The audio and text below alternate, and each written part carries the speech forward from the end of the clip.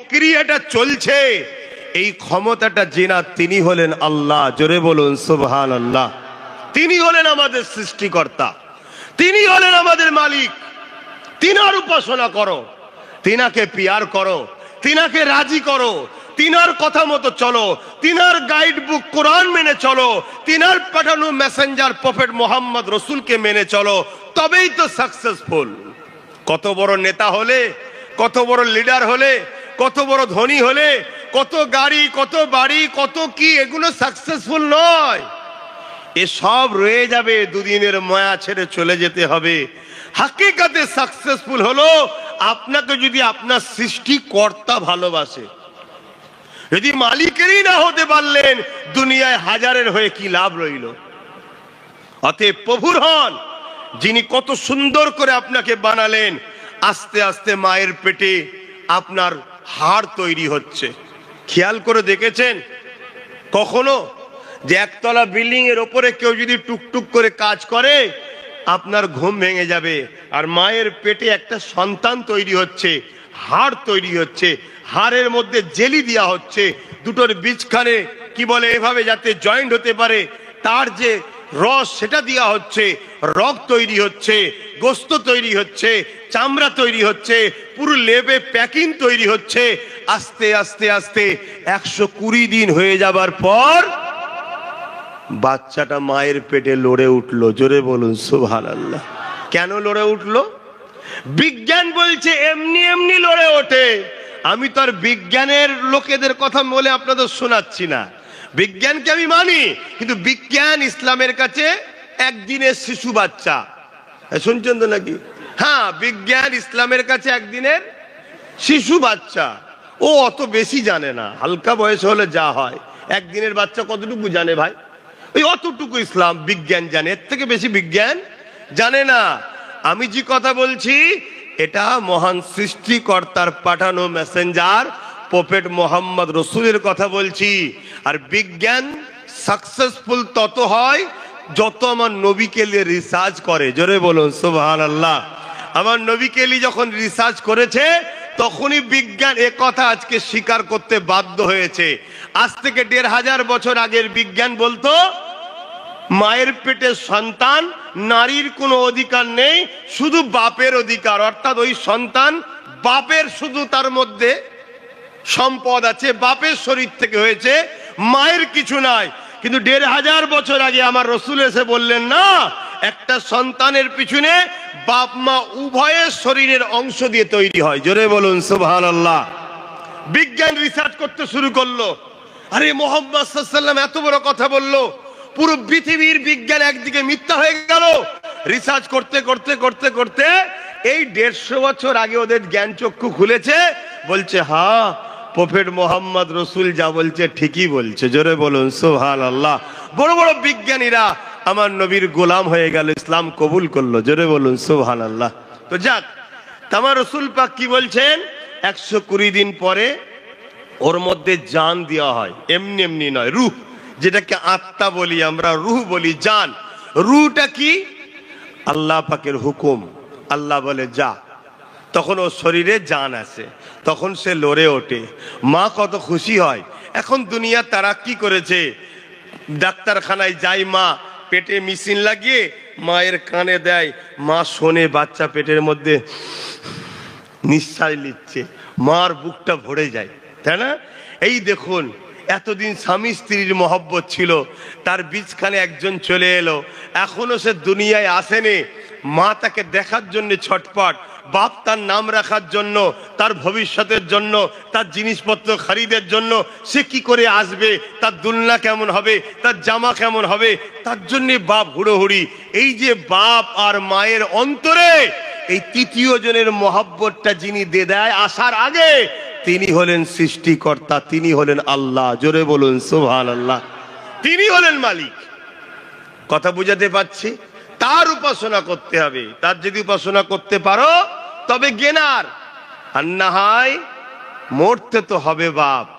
কত রাজা মহারাজা, কত পীর পয়গম্বর ওলি গৌস, সব ভাইয়ের কিন্তু দুনিয়া থেকে চলে যেতে হয়েছে, এটা মাথায় রেখে দিতে হবে।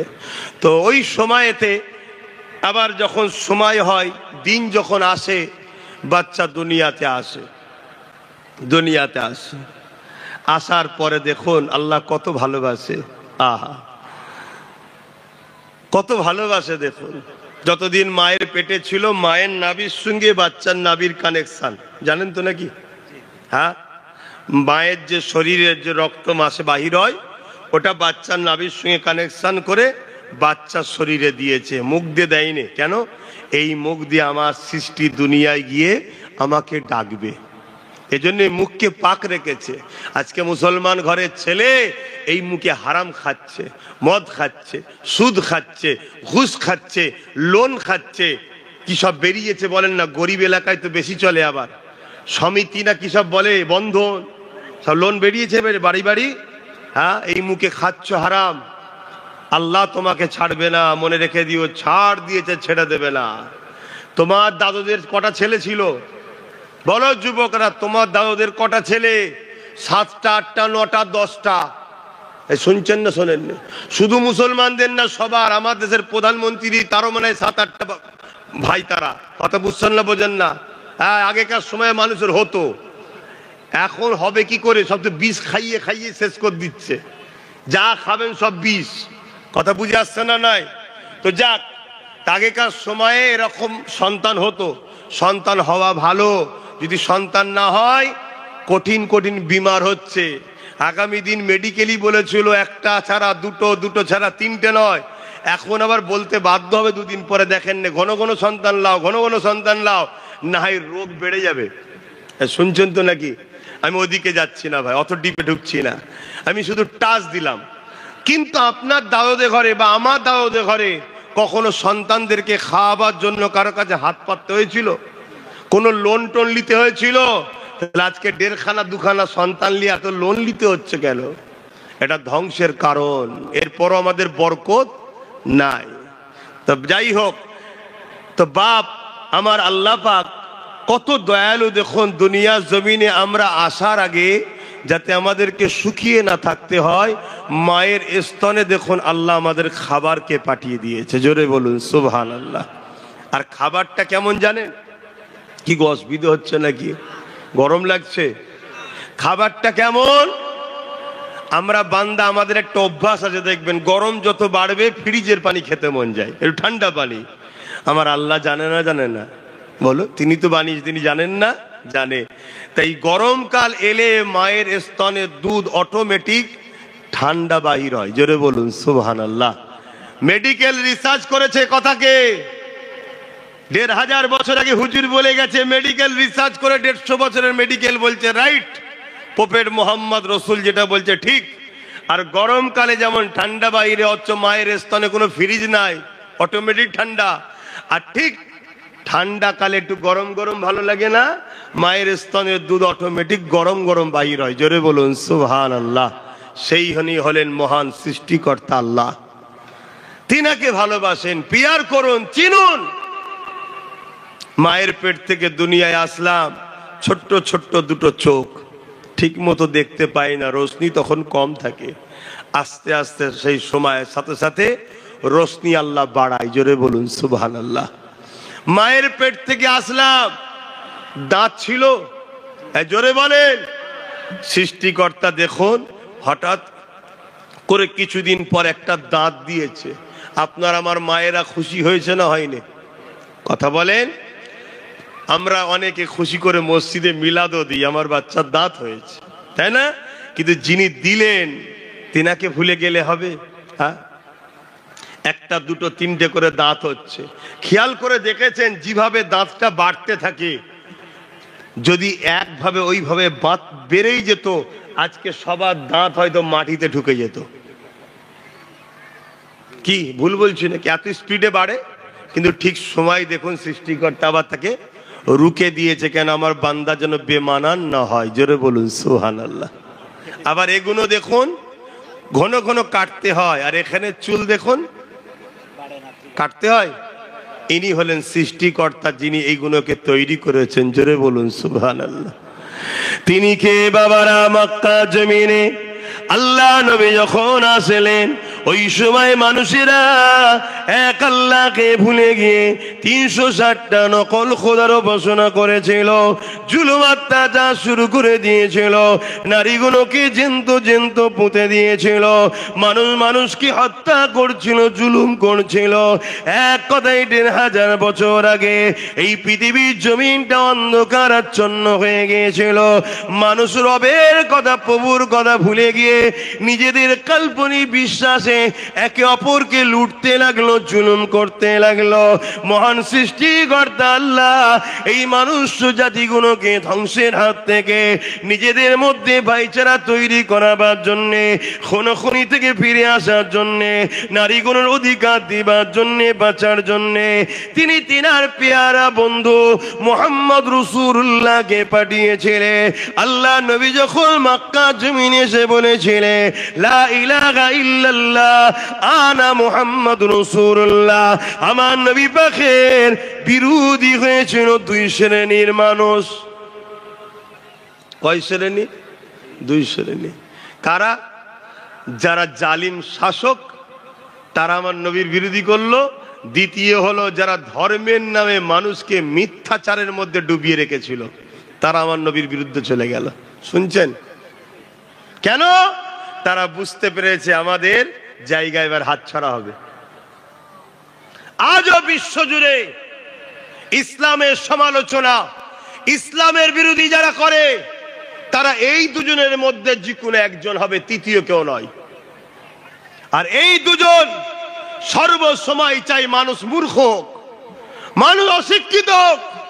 কেন? মূর্খকে চুনকেও দই বলে বিক্রি করা যাবে, আর শিক্ষিতর কাছে কখনো ধোঁকা দেওয়া যেতে পারে না।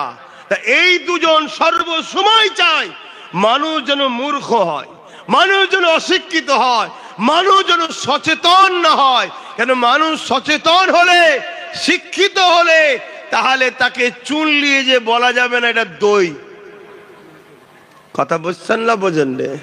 তাই আমার রাসূলুল্লাহর বিরুদ্ধে দাঁড়িয়ে গেল। আর নবী এলেন কেন? এই মানুষ জাতির চলার রাস্তা ভুলে গিয়ে ভুল রাস্তায় চলেছিল। শুধু আমার নবীর উপরে জুলুম হয়েছে না, আরো হয়েছে। কথা বলেন? যুগে যুগে সৃষ্টিকর্তার বিধানকে মিটিয়ে দিয়ে মানুষ মানুষের কাল্পনিক বিধানকে সমাজের কাছে খাওয়াবার জন্য একদল ধর্ম ব্যবসায়ীরা যুগে যুগে ছিল, আর তাদের পিছনে সর্বশক্তি দিয়ে একদল জালিম শাসকরা সবসময় কাঁধে কাঁধ মিলিয়েছিল। আজও আছে, কালও থাকবে। কিন্তু আপনাকে আপনার জানের মায়া করলে হবে না, আপনাকে প্রেমের ইজহার করতে হবে। আপনার মালিকের জন্য আপনাকে সঠিক পথে দাঁড়িয়ে থাকতে হবে। কথা শুনছেন তো নাকি? যেমন হযরতে মুসা আলাইহিস সালাম, তিনার সময় জানেন না কি হয়েছিল? কি গো, অসুবিধা হচ্ছে নাকি? এত চুপচাপ থাকলে কি আলোচনা করব? মুসা আলাইহিস সালামের সময় কি হয়েছিল জানেন না? মুসা আলাইহিস সালাম তিনার সময়তে তিনি কখন এসেছিলেন? যখন ফেরাউন নামক একজন শাসক জুলুমের স্টিম রোলার মানুষের উপরে চালাতে লাগলো, মনুষ্যত্বকে ধ্বংস করে দিয়ে বেইনসাফি কর্মকাণ্ড, মানুষের উপরে অত্যাচার, নারীদের উপরে অত্যাচার, নারীদেরকে ভোগের পাত্রী বানিয়ে দিল, নারীদেরকে রাখেল বানিয়ে দিল, অত্যাচারের স্টিম রোলার মানুষের উপরে চুলুম শুরু করে দিল। মানুষ জাতিগুলোকে এই অত্যাচারী স্বৈরাচারী ফেরাউনের হাত থেকে বাঁচাবার জন্য আল্লাহ রাব্বুল আলামিন সৃষ্টিকর্তা মুসা আলাইহিস সালামকে পাঠালেন মেসেঞ্জার হিসাবে। যান, আপনি মানুষকে তাওহীদের বাণী শোনান, একত্ববাদের কথা শোনান। আমি আল্লাহ তাদের রব, তাদের মালিক, আমি তাদেরকে সৃষ্টি করেছি। তারা কখনো একে অপরে ঝগড়া করবে না, মিলেমিশে থাকবে। তারা আমার দাসত্ব করবে, নারীদেরকে সম্মান করবে। নারী মা হয়, নারী স্ত্রী হয়, নারী বোন হয়, নারী বেটি হয়। মা মায়ের সম্মান পাবে, স্ত্রী স্ত্রীর অধিকার পাবে, বেটি বেটির ভালোবাসা পাবে, বোন বোনের মর্যাদা পাবে। যার যেটা জায়গা তাকে সেই জায়গায় রাখো। এই শিক্ষা দাও মুসা। তুমি গিয়ে, মুসা নবী দুনিয়ায় আসলেন, অনেক লম্বা কথা, মূল জায়গাটা বলছি। মুসা নবীর বিরুদ্ধেও ফিরাউন ও তার সৈন্যবাহিনী লেগে গেল। কেন? মুসা নবী গরিবের পক্ষে, মুসা নবী ইনসাফের পক্ষে, মুসা নবী মানবতার পক্ষে, মুসা নবী মনুষ্যত্বের পক্ষে, মুসা নবী নারীদের অধিকারের পক্ষে, মুসা নবী কৃষকদের পক্ষে, মুসা নবী দিন মজুরিদের পক্ষে, মুসা নবী দুর্বল মানুষদের ঘরে আশ্রয় দিবার পক্ষে। আর ফিরাউন, ফিরাউন কি ছিল? অত্যাচার করার পক্ষে, জুলুম করার পক্ষে, খুন করার পক্ষে। আমার বিরুদ্ধে কেউ কথা বললেই তাকে জেলে ভরে দাও, আমি যা বলবো তাই। আমি মানুষের খোদা। ছোট ছোট করে মূর্তি তৈরি করে মানুষের বাড়ি বাড়ি ফেরাউন পাঠিয়ে দিয়েছে, যাও এর উপাসনা করো, আমি তোমাদের রাজা, আমি খাওয়াই তোমাদেরকে। এখনো কেউ কেউ খাইয়ে আমাদেরকে গোলাম বানাতে চাইছে, খা আর আমার উপাসনা কর। কথা বুঝছেন না? বোঝেন না? মাথা হ্যাট করতে আর বাকি কুতা রয়েছে? মাথা তো হ্যাটি করে দিয়েছে মুসলমান। এই রকম ভাবে যুগে যুগে এই সিস্টেম প্রক্রিয়া চলে আসছে। আর যখনই এই প্রক্রিয়াটা চরম শিখরে পৌঁছায়, তখন সৃষ্টিকর্তার পক্ষ থেকে নবী রসুল এসেছে সত্যবাণী দিবার জন্য। আর তো নবী রসুল আসবে না, তাই আমেরিকাতে আগুন এসেছে। শুনছেন না? শোনেন না? কেন? আর চেঞ্জ করা বা শিক্ষা দিবার জন্য নবী রসুল আসবে না। এবারে পাপ যখন চরম শিখরে পৌঁছাবে, তখন আযাব আসবে। আযাব এটা সামান্য একটা ছোট্ট এসেছে, এটা বিরাট কিছু ব্যাপার নয়, খুব সামান্য ব্যাপার। কথা বুঝে আসছে তো? যাক, ওই সময় মুসা নবীকে যখন কোনো দিক দিয়ে রুখতে পারছে না, তখন ফেরাউন কি করলো? মুসা নবীকে জাদু দ্বারা মেরে ফেলার জন্য 70,000 জাদুকর ডেকেছে। কত জাদুকর? আজকেও জাদুকর সমাজে আছে না নাই? জাদু মানেই 2 নম্বরই, জাদু মানে ভণ্ডমি, জাদু মানে মানুষের চোখকে ধোঁকা দেওয়া। চলে আসুন, তার তথ্য বলছি কোরআন থেকে। মুসা সাল্লামকে খতম করার জন্যে জালিম অত্যাচারী শাসক 70,000 জাদুকর ডেকেছে। আজকের কথা এটা, কিছু কম বেশি 4,000 5,000 বছর আগেকারের ওকেয়া। কোরআনে আল্লাহ তা শুনিয়েছে, বর্ণনা করেছে। মুসা নবী, তিনার সাথে শুধু তিনার ভাই হারুন আছে আলাইহিস সালাম, আর ফেরাউন রাজা, সৈন্য আছে, মিলিটারি আছে, ফোর্স আছে, রাজ দরবার গমগম করছে। 70,000 জাদুকরকে দাওয়াত করে নিয়েছে, ভালো মন্দ করে খাওয়ানো হয়েছে মুসাকে যাতে হারানো যায়। মুসা নবী যখন গেলেন, 70,000 জাদুকর তারা একটা করে রশি নিয়ে এসেছিল। ওই রশিগুলো যখন ছেড়ে দিল, প্রত্যেকটা রশি সাপ হয়ে যাচ্ছে। জাদুকরের রশি কি হচ্ছে? সাপ হচ্ছে। মন দিয়ে শুনেন, আজকালকার জাদুকর আর তখনকার জাদুকরের মধ্যে পার্থক্য ছিল। তখনকার জাদুকররা আরো পাওয়ারফুল ছিল। যেমন আমার দেশে একটা জাদুকর ছিল, জাদুকর জয়পাল, নাম শুনেছেন না? শোনেননি? গরিবে নওয়াজের সঙ্গে পাল্লা দিতে গেছিল। একটু বলবো? অসুবিধা হচ্ছে? আচ্ছা, প্রথম মুসা নবীরটা বলেলি, তারপরে এটা বলছি। কেন? যুগে যুগে জালিমরা যখন সব বিদ্যা শেষ হয়ে যায়, তখন লাগায় এবারে জাদুর বিদ্যা। শুনছেন তো নাকি? জাদু বিদ্যা চালায়। কিন্তু যাদের হৃদয়ে আল্লাহর প্রেম ভালোবাসা থাকে, তাদেরকে জাদুও কিছু করতে পারে না। এই রিসেন্ট 1 মাস 1.5 মাস আগে একটা ন্যাশনাল নিউজে একজন জাদুকর বক্তব্য দিতে বসছিল। সে মহিলা জাদুকর, মহিলা, পৃথিবীর সে বর্তমান এখন নাম করা জাদুকর পৃথিবীর মধ্যে। সে তাকে জিজ্ঞেস করেছে তুমি কি করো? সে অনেক বক্তব্য দিতে দিতে বলেছে, আমি সব জায়গায় গেনার হয়েছি, শুধু মুসলমানদের কাছে পরাজিত হয়েছি। বললেন না সুবহানাল্লাহ? মুসলমানদের যতই জাদু করি লাগে না। আরে পৃথিবীর জাদুকররা যত জাদু করিস লাগবে না কেন?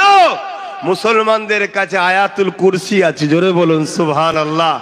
আয়াতুল কুরসি জানো তো? না জানা থাকলে মুখস্থ করবে। সকালে উঠে ঘর থেকে যখন বেরোবে, আয়াতুল কুরসি পড়ে গায়ে ফু দিয়ে, হাতে ফু দিয়ে, পুরো শরীরে মালিশ করে শরীর বন্ধ করে বেরোবে। 70,000 রহমতের ফেরেশতা তোমাকে পাহারা দেবে। জোরে বলুন সুবহানাল্লাহ। আর রাত্রি যখন শোবে, আয়াতুল কুরসি পরে গায়ে ফু দিয়ে শোবে, সারা রাত তোমাকে সমস্ত শয়তানের হাত থেকে মহান সৃষ্টিকর্তার ফেরেশতা দ্বারা পাহারা দেওয়া হবে। জোরে বলুন সুবহানাল্লাহ। কোথা থেকে কোথা আমরা ঘুরে বেড়াই, কোথা থেকে কোথা, কখনো আকাশ পথে, কখনো পানি পথে, কখনো বাইকারে, কোথায় না কোথায় ঘুরে বেড়াই। আমাদের কখনো মনে হয় না এক সেকেন্ডের জন্য কোনো টেনশন, কোনো ভয়, রাত 12টা হোক, 1টা হোক, 2টো হোক না, আগে কোনো কাঁই করে বাতি জ্বেলে যায় না, পিছনে কেউ থাকে, কেউ থাকে না, কিন্তু আমরা বুক ফুলিয়ে ঘুরি কেন? আমরা জানি আমাদের কাছে আয়াতুল কুরসি আছে। জোরে বলুন সুবহানাল্লাহ। এই কুরসি নাও থাকতে পারে, আয়াতুল কুরসি তো আছে। কথা বুঝছেন না, বোঝেন না? এই কুরসি যাদের আছে তারা আগুন সামলাতে পারেনি, আর আয়াতুল কুরসি যারা আছে, আফ্রিকা যখন, ব্রাজিলে যখন অ্যামাজন জঙ্গলে আগুন লেগে গিয়েছিল বছর 5 আগে, জানেন না? এটা কি না বলে, আরে কত পানির ট্যাঙ্কার ফ্যাঙ্কার ফ্লাইট দিয়ে কত দেশ চেষ্টা করেছিল অ্যামাজন জঙ্গলের আগুনকে বন্ধ করতে হবে, অ্যামাজন জঙ্গলের আগুনকে বন্ধ করতে হবে। অবশ্যই বন্ধ হওয়া দরকার, কারণ এই গাছপালা আমাদের অক্সিজেনের জন্য প্লান্ট এগোনো, অক্সিজেন প্লান্ট এগোনো। যত গাছপালা কমবে, গরমের তাপ বাড়বে, আমরা অক্সিজেন নিতে পারবো না। আমি আপনাদের বলছি, যেভাবে গাছ মাফিয়ারা গাছ কাটছে, যদি আপনারা না রোকেন আর পরিবর্তে যদি গাছ না লাগান, আগামী 10-15 বছর পরে আপনার এলাকারই তাপমাত্রা এত হবে যেমন করাতে ডিম দিলে হাফ বয়েল হয়ে যায়, মানুষগুলো হাফ বয়েল হয়ে যাবে জ্যৈষ্ঠ মাসে।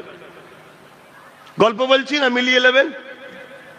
অতএব আপনাদেরকে এখানে যখন কথা এসেছে বলে দিই, প্রত্যেকে কম করে হলেও 10টা করে গাছ লাগান।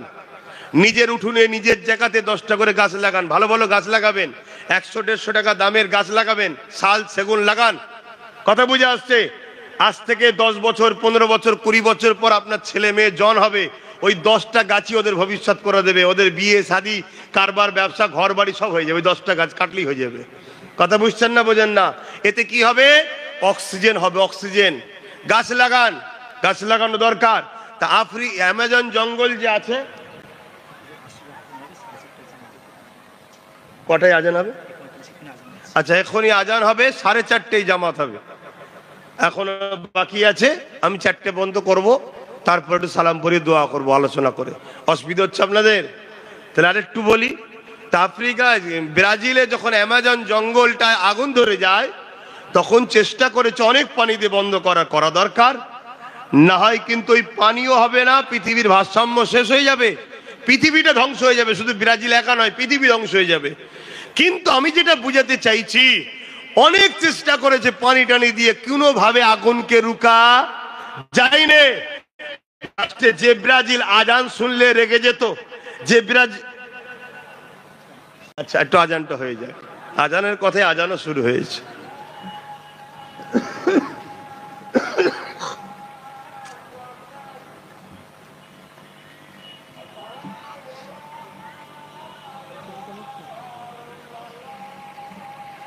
আশহাদু আল্লা ইলাহা ইল্লাল্লাহ।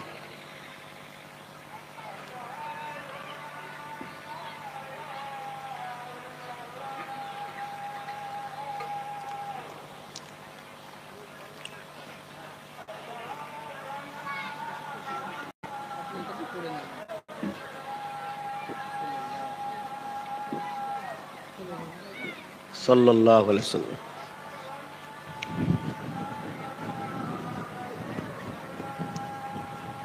সাল্লাল্লাহু।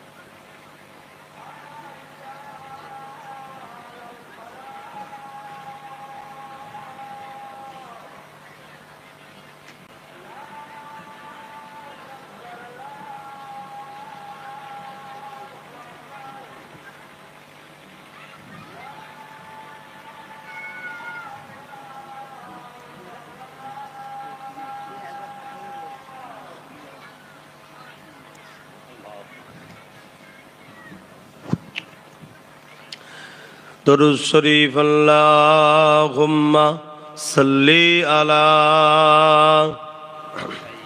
জোরে জোরে পড়েন।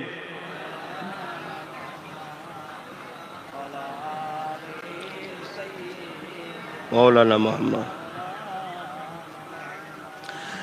যাদের হৃদয়ে আছে আল্লাহর ভয়, তারা কখনো ভুলে যায় না।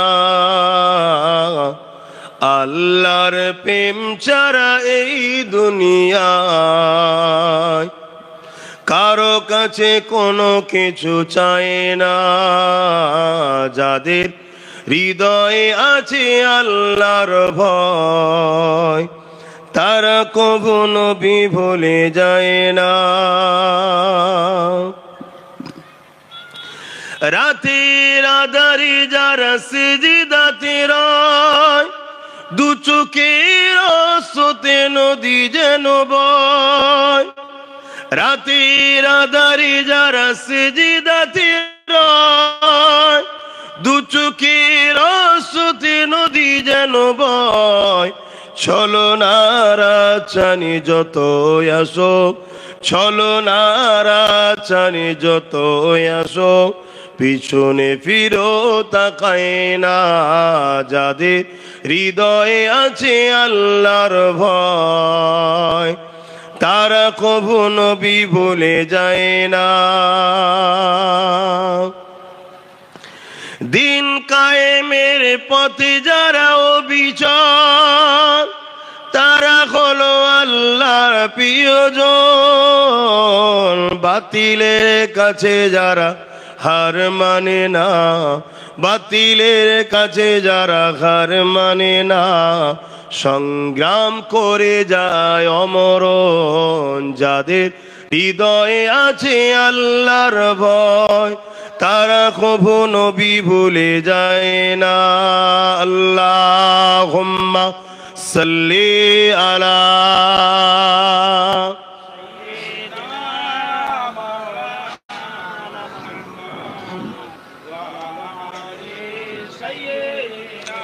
মৌলানা মুহাম্মদ। আমার আব্বা জানেরা, সময় দিয়ে খেয়াল করে সংক্ষেপ করছি, কথাটা একটু বলে নি।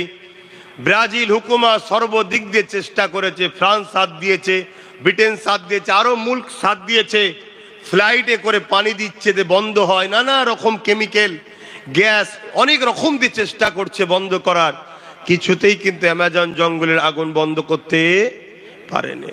লাস্টে ব্রাজিল হুকুমত যারা মসজিদকে বন্ধ করতে চেয়েছিল, মাদ্রাসাকে বন্ধ করতে চেয়েছিল, আজও যেমন আমার দেশে আওয়াজ উঠছে মসজিদ বন্ধ করো, মাদ্রাসা বন্ধ করো।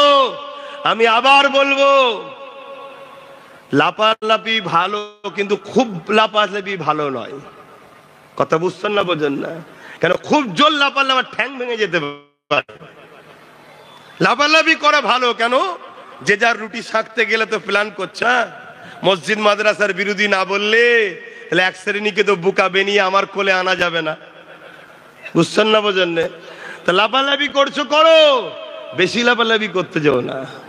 লেস্টে কেঁচো ঘুরতে ঘুরতে কেউটে বেরিয়ে পড়বে, আর কেউটো ছবল মারলেই বুঝতে পারছো তো পুরো ফিল্ম হয়ে যাবে একদম। তো যাক, তো ব্রাজিল হুকুমত উলামাদের কাছে গেছে, ইমামের কাছে গেছে, মসজিদে গেছে, গিয়ে বলছে ভাই সব দিক দিয়ে শেষ ট্রাই, তোমরা একটু দেখো। কয়েকজন উলামা গেছে গাড়িতে, তাদের কারে করে গিয়ে অ্যামাজন জলের পাশে গিয়ে সেখানে দূরে কাজ নামাজ পড়ে আল্লাহর কাছে হাত তুলে বলছে, আল্লাহ এটা মানুষের জন্য, আপনি এই জঙ্গল মানুষের জন্য উপকারে লাগে, কত জীব জন্তু পুড়ে যাচ্ছে, আল্লাহ আপনি আকাশ থেকে পানি দেন। সঙ্গে সঙ্গে দোয়া হতে হতে মেঘলা হলো, পানি হলো, অ্যামাজন জঙ্গলের আগুন নিভিয়ে গেল। জোরে বলুন সুবহানাল্লাহ। তো ভাইয়ের আমার, আমি বুঝাতে চাইছি এটাই, যাদের কাছে আয়াতুল কুরসি আল্লাহ দিয়েছে তাদের অন্য কুরসির প্রয়োজন নাই, কিন্তু কুরসিতে যদি কেউ বসে মানবরূপী পশু হয়, তাকেও কুরসি থেকে নাবিয়ে দিবার দায়িত্ব আয়াতুল কুরসিওয়ালাদের আছে না নাই? এটাকেও মাথায় রাখতে হবে, না হয় আল্লাহ ওই জালিমের সাথে তোমারও বিচার করবে। কেন জুলুম করা শুধু অন্যায় নয়, জুলুমকে দেখে চুপ করে থাকাটা আরো বড় অন্যায়। কথা বুঝে আসছে? আর সমাজে যেভাবে জুলুম হয়, একদল মুসলিম, আদিবাসী, দলিত, গরিব হিন্দুদের ওপরও জুলুম হয় না? হয় না? খারাপ নেবেন না। যেমন আজকে একটা রায় বাহির হচ্ছে না কি? আজকের রায় বাহির হচ্ছে তো, আমার সেই তিলোত্তমা বোনের যে অত্যাচার হয়েছিল, একটা রায় বাহির হচ্ছে। আমি আপনাকে বলছি, গরিবই সবসময় বলি হয়, গরিবই সবসময় বলি হয়। এটা আমার মতামত আপনাকে শোনাচ্ছি, শোনেন। এই যে সিভিক ভাইয়েরা রয়েছে, সিভিক ভাইয়েরা মনে করছে আমাদের বিরাট উপকার হচ্ছে। না না, ধনীদের ছেলের জন্য সময় হলে একটা করে ধরে ধরে বলি দিয়ে হবে তোমাদের, তৈরি থেকো। কথা খারাপ লাগতে পারে অনেকের, আমরা কারো মুখের দিকে চেয়ে কথা বলি না, কারো খাই না, কারো দয়াতে বেঁচে থাকি না। আমরা সৃষ্টিকর্তার খাই, সৃষ্টিকর্তার দয়ায় থাকি, কারো দাদাগিরি আমরা মেনে নিই না। তুই যে লাট সাহেব হতে পারিস, পাকামু করবি, হাত তুলবো, আমেরিকার মতো দশা হয়ে যাবে, যা মর্গে যা। কথা বুঝছেন না? বোঝেন নে? কেন গরিবকে সবসময় জুলুম করা হয়, গরিবের উপরে সর্ব জায়গায় অত্যাচার করা হয়। সে গরিব যদি হিন্দু হয় তার উপরেও জুলুম হয়, গরিব যদি আদিবাসী হয় তার উপরেও জুলুম হয়। আর মুসলমানের উপরে তো জুলুম হওয়াটা স্বাভাবিক। কেন মুসলমান আমরা ভালো নয়, খারাপ লিউনি, আমরা ভালো নয়। আমাদের উচিত ছিল জুলুমের বিরুদ্ধে লড়াই, আমরা জুলুমের পক্ষে সাপোর্ট করি, এজন্য আমাদের মাঠটা পাওনা হয়েছে। কিন্তু বাকি যাদের উপরে হয়, হিন্দু হোক, আদিবাসী হোক, মতুয়া হোক, আরো কত ধর্মের মানুষ আছে, গরিব যে হয়, পাড়ার বিদেশি ধনী লোকের ঘরের কুকুর খেতে পাই তো গরিব খেতে পায় না। কি গো, কথা কি খারাপ লাগছে নাকি? গরিবের পাশে থাকবে। আপনারা যে ইসলাম এটুকু বলে যাচ্ছি, গরিবকে ভালো রাখবেন, আর মাথায় এটুকু ঢুকিয়ে নেন, মজলুমের সাথে কেউ না থাকুক, সৃষ্টিকর্তা থাকে। মুসলিম যদি অমুসলিম হয় আর জালিম যদি মুসলিম দাবিদারও হয়, আমার আল্লাহ অমুসলিমের সাথে আছে, জালিম মুসলমানের সাথে নাই। আল্লাহ কখনো জালিমের সাথে নাই, এটা মাথার মধ্যে রেখে দেবে। তাই তুমি আমি যদি জালিমের সাথে থাকি, আমার আল্লাহ কিন্তু তোমাকে আমাকে সাহায্য করবে না। আজকে প্যালেস্তাইনের উপরে কি জুলুম হয়েছিল, ওই জালিমদের সাথে যারা সাথ দিয়েছে, দেখে লিও সবার জবানা জব্দাল্লাহ করবে। কেন? 9 বছরের বাচ্চাকে পর্যন্ত ফাঁসি দেওয়া হয়েছে। কিসের মানবতা এটা? কিসের সভ্যতা? কিসের ইনসাফ, ইনসানিয়াত? একটা 9 বছরের ছেলে কখনো সমাজ বিরোধী হতে পারে? তারা আবার বলে আমরা ভিআইপি। তোমাদের মতো ভিআইপি কে জুতোর তলায় রাখি আমি আব্বাস সিদ্দিকী। তোমরা ভিআইপি নয়, তোমরা মানবরূপী পশু। তোমাদের দেখতে মানুষ লাগে, কিন্তু তোমরা মানবরূপী পশু। তোমরা ছোট্ট ছোট্ট বাচ্চাদের ঘরে গণহত্যা করো। আজকে যেমন আমার দেশের মণিপুরে হচ্ছে, জানেন না? জানেন না? আমার দেশের মণিপুরে হচ্ছে কি অত্যাচার হচ্ছে, আমার দেশটাও ধ্বংসের দিকে চলে যাচ্ছে। উত্তরপ্রদেশে মানুষকে ধরে ধরে গুলি করে করে দিচ্ছে। ইনকাউন্টার যদি করবি, তাহলে কিতাব, আইন, সংবিধান, কোর্ট কি জন্য রয়েছে? আজকে আমার বাংলাতেও ইনকাউন্টার শুরু হয়েছে, হয়েছে না হয়নি? এগুলো সব সমাজ বিরোধীরা, এরা কখনো সংবিধানকে মান্যতা দেয় না। আর এই অন্যায়কে যারা মেনে নেবে, যদি মুসলমান হও তুমি, তার উপরে আল্লাহর মারটা একটু বেশি হবে। কেন? তুমি ওয়াদা করেছো আমি আল্লাহর পক্ষে, নবীর পক্ষে। অন্য কেউ ভুল করলে জানা শাস্তি হবে, তুমি ওয়াদা করার পরে ভুল করলে তোমার ডবল শাস্তি হবে। কথা শুনছো না? শোনো না? কেন? তোমার ভুলের জন্য ইসলামের গায়ে লোক হাত তুলবে, তোমার ভুলের জন্য ইসলামকে লোক কলম চালাবে, তোমার ভুলের জন্য মানুষ ইসলামের বিরুদ্ধে কথা বলবে। যেমন আজকে সোশ্যাল মিডিয়াতে বলা হচ্ছে না, হয়নি? শুধু মুর্শিদাবাদে নাকি জঙ্গি ঢুকে পড়ছে, শুধু ঢুকে পড়ছে জঙ্গি, আর বাকিগুলো সব ঘোড়ার ঘাস কাটছে। কথা বুঝছেন না? বোঝেন না? বড় বড় পদে বসে ঘোড়ার ঘাস কাটছে, আর জঙ্গি ঢুকে পড়ছে। নিরীহ নিরীহ ঘরের ছেলেগুলোকে তুলে নিয়ে যে 10 বছর জেল খাটিয়ে বলছে আমাদের সন্দেহ হয়েছে, ভুল হয়ে গেছে। কথা বুঝছেন না? বোঝেন না? এগুলো কি জুলুম নয়? এই জুলুম যেখানেই হবে, সেই জুলুমের পক্ষে থাকলে হবে না, জুলুমের বিরুদ্ধে থাকতে হবে। আর এই জুলুম যারা করবে, তাদের উপরে অবশ্যই খোদার পক্ষ থেকে মার আসবে। সে মুসলিম হোক আর যেই হোক, খোদার মার আসবে। তো যাক, আমি যেটা বুঝাতে চাইছিলাম, বুঝাতে গিয়ে এই দিকে চলে গেলাম। আমি অন্যায় দেখলে থাকতে পারি না ভাই, সে যেই হোক, আমার ভাই হোক আর যেই হোক, আমি অন্যায় সহ্য করতে পারি না। আমি এতটুকু জানি এই পৃথিবীর কারো কোনো ক্ষমতা নেই আমার কিচ্ছু করতে পারে। কেন? আমার তকদিরে আমার সৃষ্টিকর্তা যেটা লিখে পাঠিয়েছে সেটা হবে। আমি যেদিন দুনিয়া, আমার রু তৈরি হয়নি, এই যে জান এটা তো একদিনে তৈরি হয়েছে, সবার জানেন তো নাকি? এই রু যখন তৈরি হয়নি তার 50,000 বছর আগে আমার তকদিরে লিখা ছিল 2025-এর 20 জানুয়ারি নামখানা চন্দ্রপুরে আমার চন্দনপুরে আমার জলসা থাকবে, টাইম থাকবে 2টোয়, উঠবো 8টায়। শুনছেন তো নাকি? সব লিখা রয়েছে। এখান থেকে আমার দাওয়াত আর এক জায়গায় আছে, ওই পর্যন্ত যাব না কবরে যাব ওটাও লিখা আছে। যদি কবরে যাওয়া লিখা থাকে, দুনিয়ার সবাই মিলে আমাকে সিকিউরিটি পাওয়ার দিয়ে খাইয়ে দাইয়ে লোহার গার্ড দিয়ে রেখো, আমাকে বাঁচাতে পারবে না, আমাকে কবরে যেতে হবে। আর যদি বলে আমি ঘরে পৌঁছবো দ্বিতীয় জলসায়, পুরো পৃথিবীর সবাই এক জায়গায় হয়ে আমার কিচ্ছু করতে পারবে না। এর নাম হলো ঈমান, এর নাম হলো সৃষ্টিকর্তার উপরে ভরসা, এর নাম হলো বিশ্বাস। আজকে আমি শখ বেরিয়েছি, আমি কোনো জায়গায় জলসায় গিয়ে খাই না, উঠে পড়ি, কথা বুঝলেন? কিন্তু আজকে এই বাড়িওয়ালাকে দেখে আমার একটু রুচি লাগলো, কোথায় গেল কি জানি, রুচি লাগলো। মুখে দাঁড়িয়ে মাথায় টুপি টুপি সেজদা দিয়ে কপালে দেখে বেশ ভালো লাগলো। লোকটার বাড়ি একটু খাওয়া যেতে পারে। 2টো সাদা ভাত যাক আল্লাহ করিয়েছিল, খেলাম, কথা বুঝলেন? তো এটা আমার রেজেকে ছিল, আমি অন্য জায়গায় খাইনি। এখানে টাইম আমার দেরি হচ্ছে তাও বসে খাচ্ছি। কেন? রেজেকে আমার আছে, খেতে হবে। উনি খাওয়ালো, হ্যাঁ উনি খাওয়ালো। কে খাওয়াচ্ছে? আমাকে যিনি সৃষ্টি করেছে তিনি খাওয়াচ্ছে। তিনার মুখাপেক কি হও, এর ধরে ছুটছো ওর ধরে ছুটছো, আমার কি হবে আমার কি হবে। এজন্যই তো আমার করে করি কাঙ্গাল হয়ে গেলে। সব ভাইকে বাদ দাও, সৃষ্টিকর্তাকে ধরো, তিনার কাছে আশা করো, তিনার কাছে চাও। রাত্রিরে সবাই যখন ঘুমাবে তুমি সেজদায় পড়ে গিয়ে তিনাকে বলো মালিক, সবাই ঘুমোচ্ছে, আপনি কিন্তু আমায় দেখছেন, আপনি আমার সৃষ্টিকর্তা, আমার সংসারে বড় অভাব, আমার 1-2 বাচ্চা, কি আমি এই বিমারে আছি, কি আমার এই সমস্যা, যা কিছু আছে তিনাকে বলো। পৃথিবীর কেউ নেই তোমার সমস্যা সমাধান করতে পারে, তোমার সমস্যা একজনই সমাধান করবে, যিনি তোমায় সৃষ্টি করেছেন। জোরে বলুন সুবহানাল্লাহ।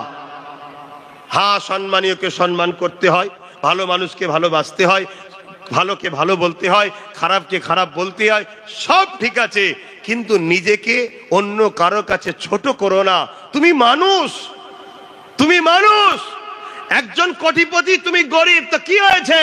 সৃষ্টিকর্তা তোমাকে গরিব বানিয়ে পরীক্ষা নিচ্ছে, তাকে কোটিপতি বানিয়ে পরীক্ষা নিচ্ছে, তোমাকে প্রজা বানিয়ে পরীক্ষা নিচ্ছে, কাউকে রাজা বানিয়ে পরীক্ষা নিচ্ছে। আমাকে পীরের ঘরে জন্ম দিয়ে পরীক্ষা নিয়েছে, তোমাকে মুরিদের ঘরে পরীক্ষা নিচ্ছে। আমি পীরজাদা হয়ে তোমাকে যদি মানুষের মতো ব্যবহার না করি, আমারও ছাড় নাই। আর তুমিও যদি আমাকে যত সম্মান না করো, তোমারও কিন্তু ছাড় নাই। যার যেটা জায়গা তাকে সেটা করতে হবে। সব পরীক্ষা। দেখি গরিব হয়ে আমাকে ধরে রাখে কিনা, দেখি ধনী পয়সা পেয়ে মানুষকে মানুষ মনে করে না আমার খুশির জন্য গরিবের পাশে দাঁড়ায়, এইটাই হলো পরীক্ষা। দেখি কাউকে ক্ষমতায় বসিয়ে সে মানুষের উপকার করে না মানুষের ক্ষতি করে, এসবই পরীক্ষা। তাই আমি বলবো আমার ভাইদেরকে, বাপেদেরকে, মায়েদেরকে, বোনেদেরকে, এই সামান্য দুদিনের দুনিয়ার জন্য সৃষ্টিকর্তার নাফরমানি করবেন না। সৃষ্টিকর্তা যেটা চায় সেই রাস্তাতে চলুন। তাই যুগে যুগে তিনি নবী রসুল পাঠিয়েছেন। মুসা আলাইহিস সালামের কথাটা বলছিলাম, সময় তো খুবই সংক্ষেপ, মুসা নবীর কথাটা শুধু শেষ করে দিই। 70,000 জাদুকর দড়ি ছেড়েছে, 70,000 সাপ হয়েছে। মুসা নবীকে সৃষ্টিকর্তা এলাহান করলেন, আওয়াজ দিলেন, মুসা তুমি তোমার হাতের লাঠিটা ছাড়ো। মুসা নবী লাঠিটা ছাড়লেন, বিশাল একটা সাপ হয়ে গেল। বললেন না সুবহানাল্লাহ? কিন্তু আগে জাদুকররা দড়ি ছেড়েছে, সাপ হয়েছে, আমি সুবহানাল্লাহ বলতে বলেছি, কিন্তু মুসা নবীর বেলায় বলতে বললাম কেন?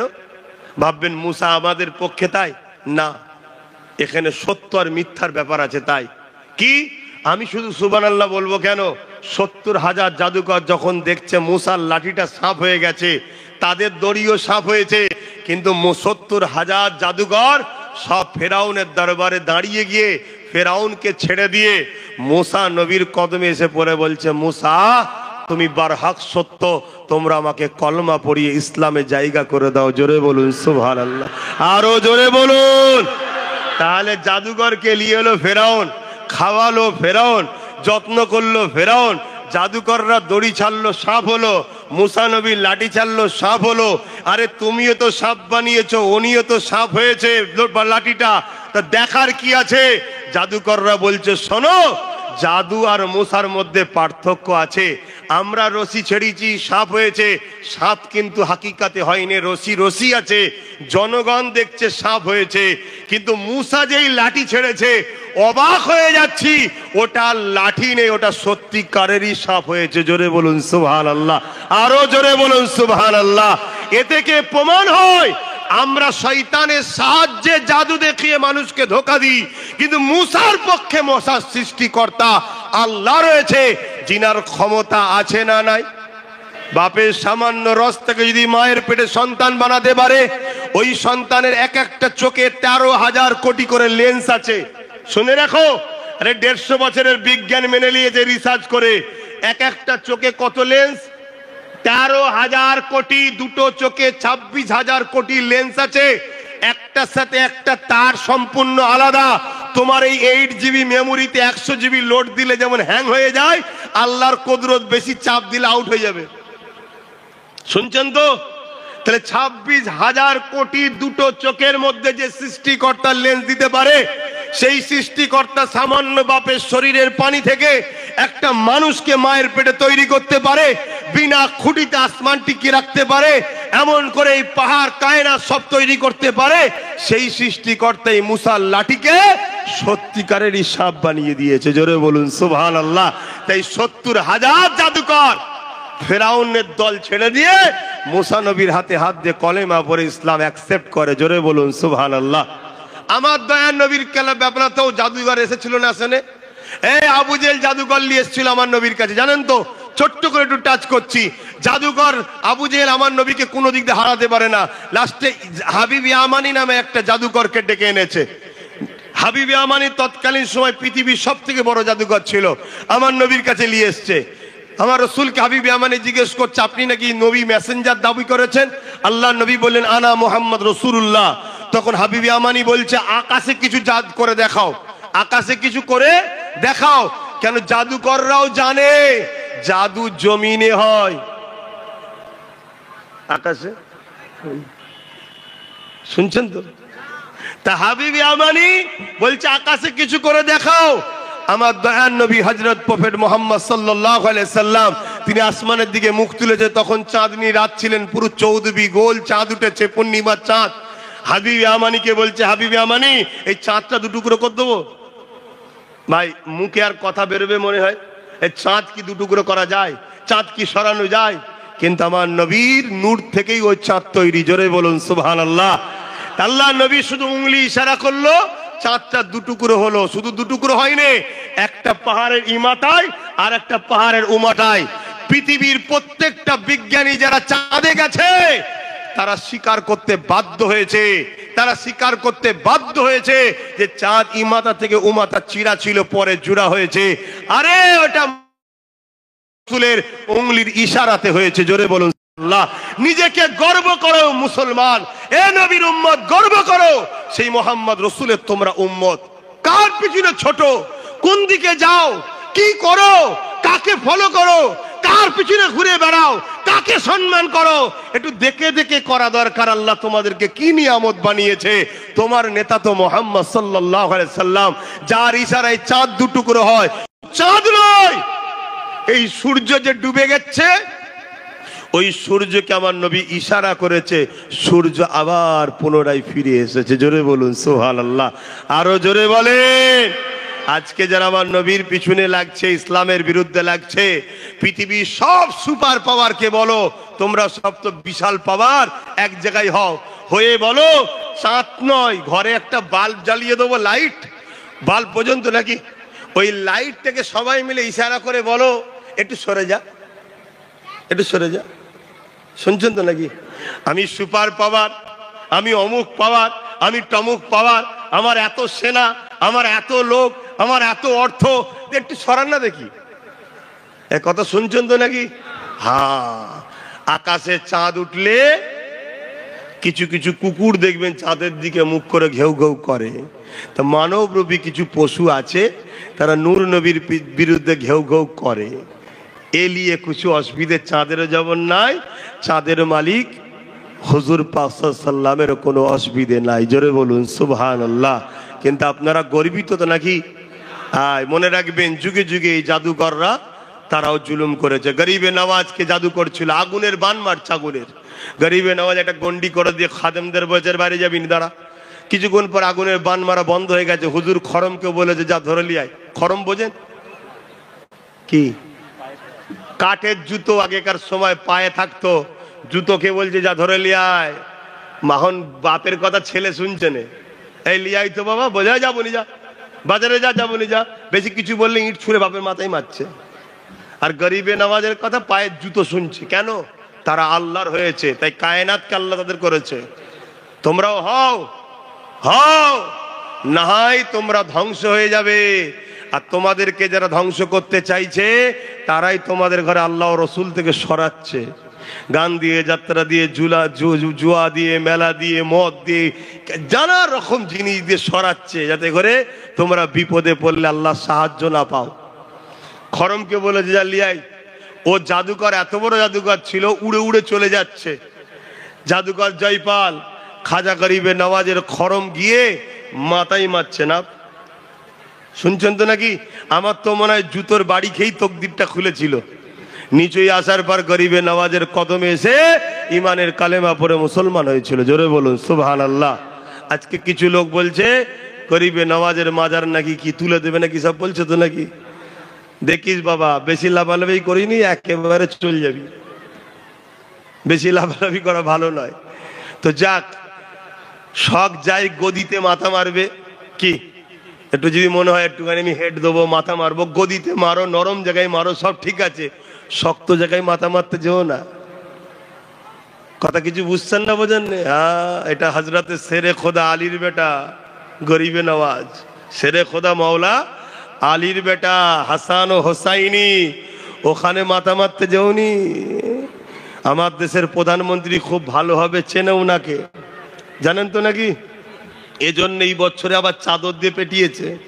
প্রত্যেক বছরে পাঠায়, বাবা আমি নরেন্দ্র দামোদর মোদির পক্ষ থেকে, বাবা একটু খেয়াল রেখো বাবা। শুনছেন তো নাকি? পুকুর পাড়ে দেখবেন চ্যাংচিকে মাছগুলো বেশি লাফায়, আর যখন বড় বড় মাছ হয় চুপচাপ বসে থাকে। অতএব দেশের প্রাইম মিনিস্টার জানে গরিবে নওয়াজের পিছনে লাগলে কি হতে। আর কথা নয়, সালাম দেবো, ইয়া নবী সালাম। বাধা রয়েছে।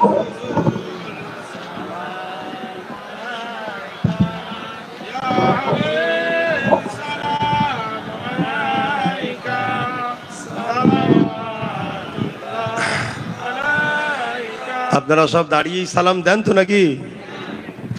কিছু গোস্তাগে রসুল আছে, তারাই দাঁড়ানোলে সমালোচনা করে। কেউ যদি বসে সালাম দেয় আলাদা বিষয়, কিন্তু সমালোচনা করা যাবে না, এটা প্রেমের ও আদবের ব্যাপার। আসেন সকলে সালাম দিয়ে, নবী সালাম ইয়া রাসূল সালাম ইয়া হাবিব সালাম